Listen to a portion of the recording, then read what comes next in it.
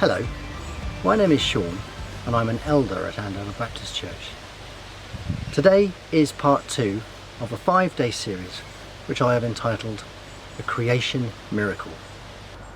Yesterday I spoke about trees and how inspiring I find them. I spoke about living life with an eye on eternity, looking at the longer picture rather than just banking on short-term gain. Today I would like to spend a few minutes looking at just how important trees are and all creation is to us in our daily lives. For example, it's hard to overstate just how important trees are to our planet. You all know this, and you all know how we're damaging our planet through deforestation and other things that we're doing to it. You hear it on the TV, you read it in the newspapers all the time. Surprisingly though, despite the fact that we hear this all the time, there are actually more trees on the planet now than there were 100 years ago. This is mainly thanks to massive replanting schemes around the globe. And a recent estimate concluded that there are something like 3 trillion trees on the planet right now. That's incredible, isn't it? What's reduced, however, is the diversity of those trees, because we cut the ones down in the rainforest and we replace them with different trees around the world, and not always the best ones for that location. So there's good news and bad. There are over 60,000 different species of tree on the planet, and many of those species exist in just one country and no other. Detailed scientific tests have proved that just being in the presence of a tree can help make us calmer, happier, even more creative. In fact, the whole of nature is vitally important to us in this way. A fact that more and more people, I think, have been experiencing during this time of lockdown and restricted mobility. I've heard all sorts of conjecture in the media over the past few months as to why this should be.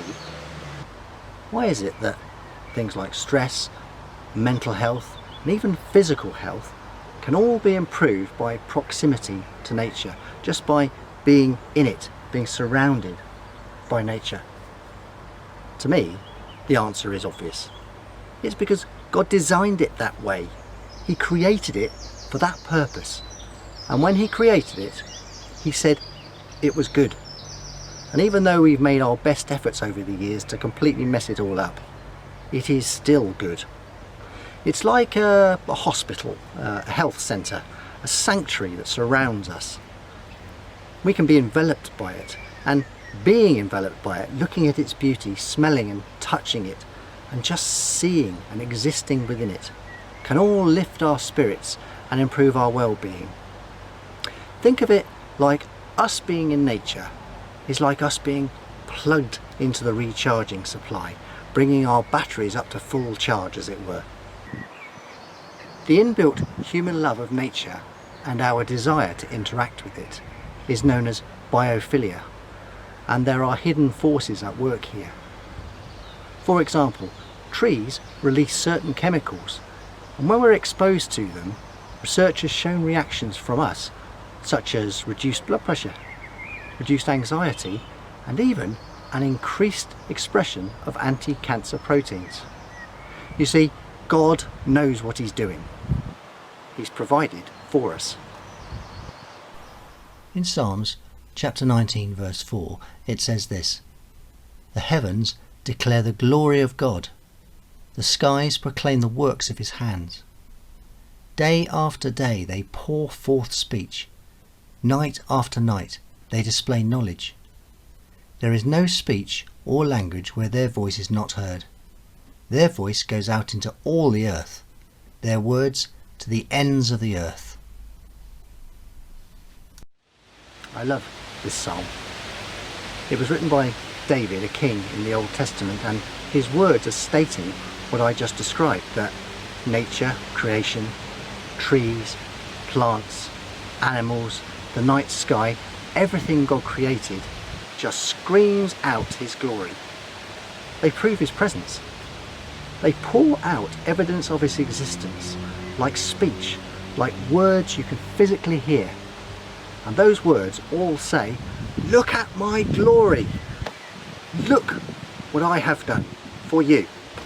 And not because God is boasting, though to be fair he has every right to do so, but because he's given it to us as a place to be part of, to live within. Everyone can hear this, in all languages, in all places. We simply have to look and see, open our ears and hear. Let's pray. Father, you are wonderful, and what you have made is wonderful. Thank you for giving us this richness to live our lives within. Thank you for plants and animals, for the sea and the sky, for wind and rain, for stars, the sun, the moon, and for so much beauty we often take for granted. If we don't see this already, then help us to open our eyes to see it and our ears to hear the shout of nature. If we do see it, then let us connect to it as much as we can. Help us to enjoy your sanctuary. Amen.